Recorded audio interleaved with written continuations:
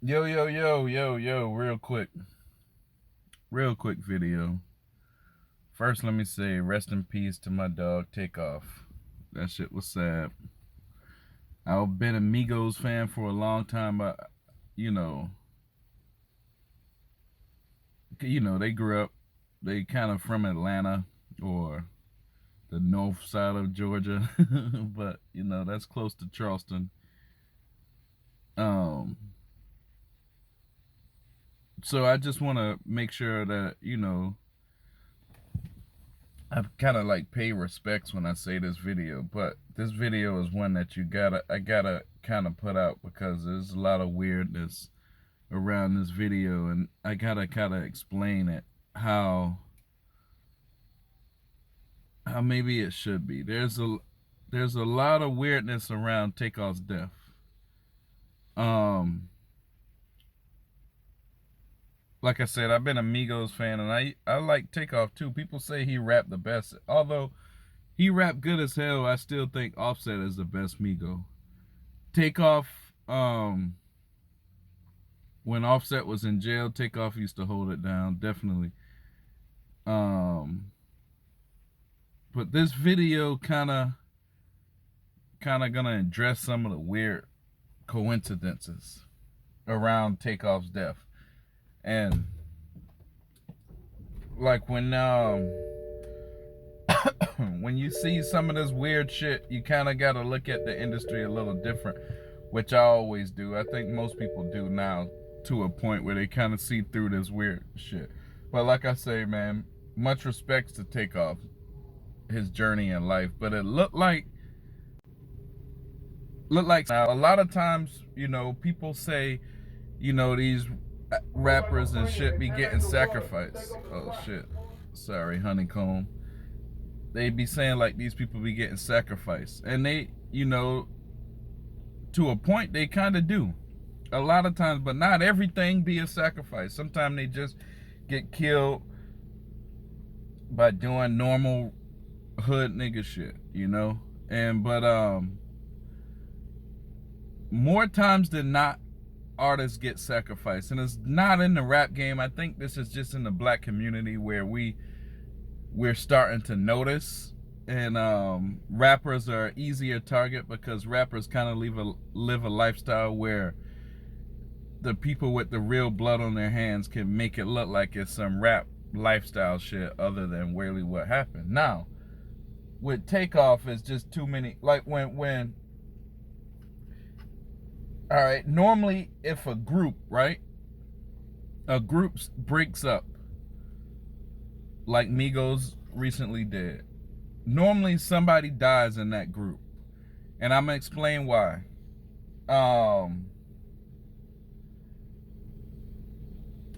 There's two things in the music industry, and it started being exploited more after streaming. It started happening. I mean, we started noticing it a little bit with Tupac and Biggie. When they died, their music sales just went way through the roof, right? But back in the day, see, it wasn't this fast. We didn't have social media like that back in the day where the news is instantly, and the news, piles, like it can go around the world instantly, right? Back in the day, we had newspapers and magazines and shit where we really didn't know the truth or how recent it was. Plus, when we wanted to go get his music, we couldn't just stream it immediately. We had to go to the record store and get it. And then sometimes the record store is sold out. Sometimes you gotta wait till the next day, or if it's sold out, you gotta wait till the next week. So it wasn't as fast a climb. Now it started happening. There's two things you gotta know. First, when a rapper, let's just keep it in rap. When a rapper dies, their sales go straight through the roof. Now, when a rapper is in a group and they break up, they'll never be as successful as that group was, right? So the only way you can get that money back from the advance as a record label, the only way you can get that money back is if one of them dies.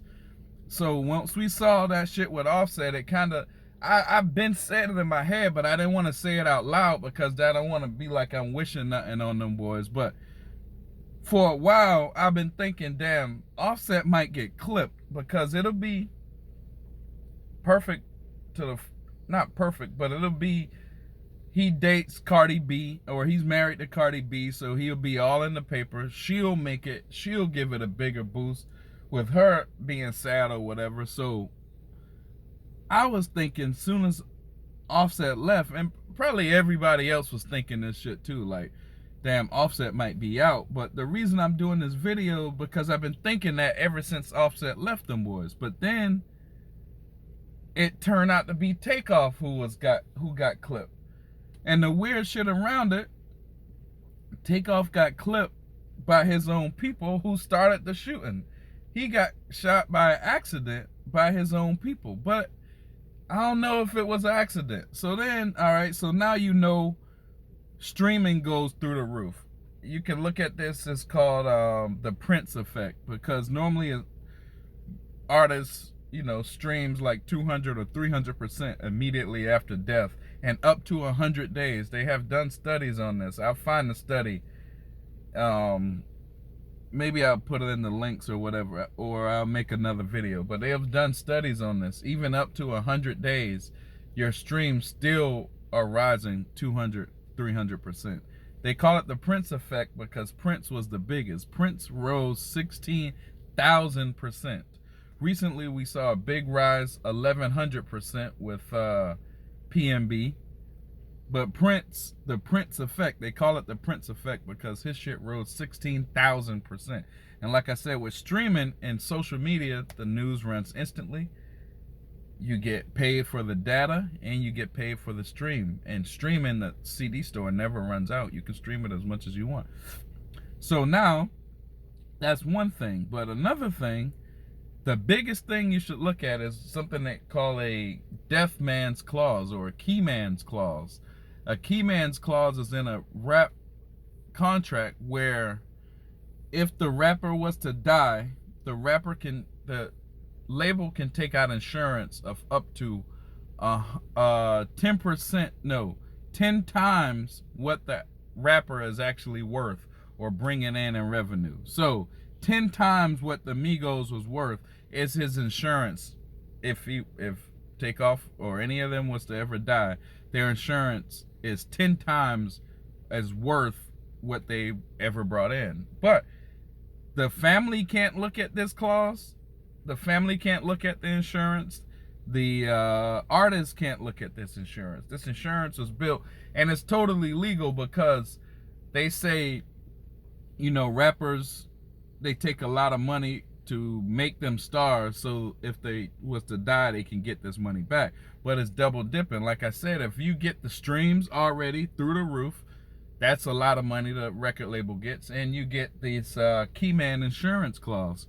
Now you get insurance of 10 times what the Migos are worth, which will put you in $1 billion status, not $1 million status. You go $1 billion status because 10 times is a lot of fucking money. But look at this.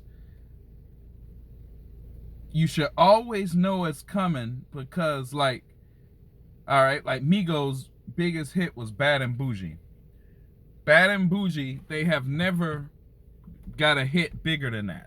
So now with Offset leaving, they would never be able to get higher than Bad and Bougie. Although they have got multiple advances for multiple other albums after Bad and Bougie. But, so, if you know they have reached their peak with Bad and Bougie and they're going down, they'll never reach past Bad and Bougie. But, the only way they'll reach past Bad and Bougie, with Offset leaving, the only way they'll go past that peak is if one of them dies. So now, as soon as Offset left, you should automatically know someone in that group is about to die. They have done it. It's done a lot. It's not just in the rap industry. It's been done since the 70s. The man who first wrote about and outed this to the public, the keyman clause, is the Grateful Dead's former manager. His name is Hank Harrison, I think. Look it up. Hank Harrison. He wrote an article about it in the late 80s about the keyman clause. And the keyman clause is because a lot of, rock and rollers were dying at the age of 27, and they were called the 27 Club or something like that. But if you look at it, he wrote it because it was rock and rollers, but it's now 10 times worse in rap. So as soon as you saw Offset go, you knew they'll never make another Bad and Bougie again, which means they will never get past Bad and Bougie unless someone died. So you got to look at it. And another weird thing is Homeboy, not only did he get shot by his own people, they just put out a song called 2:30 3 weeks ago. Homeboy got shot and died at 2:30 in the morning. The shit just don't be adding up when it's too much of these coincidences. You can't just be like, oh, well, all of these coincidences aren't real. I think if it walked like a duck, talk like a duck, quack like a duck, it's a fucking duck. That's what we got to look at. Also, they was in a dice game with like mob ties people, Jay Prince and them boys. It's a little weird because Boosie and them just got somebody, the jeweler, got killed in a dice game with mob ties and them boys. I would stop playing dice with them boys. Let's stop. Let's take out the laughter. Or let's say all due respect to Takeoff. Shouts out to Takeoff. But there is a lot of shit fishy about this. And I knew it was going to happen as soon as Offset left. I just thought it was going to be Offset. But when it was Takeoff, it was like, damn, there's no way this shit can line up just like that. Like, as soon as Offset left, everybody think, oh, Offset about to get killed, or one of them boys, something like that. I don't wish it on nobody, but something about to happen. And then when it happens that soon, it's just some fishy shit. I think some fishy shit going on with this label, and they making money on the back end off of this death. Yeah, bitch.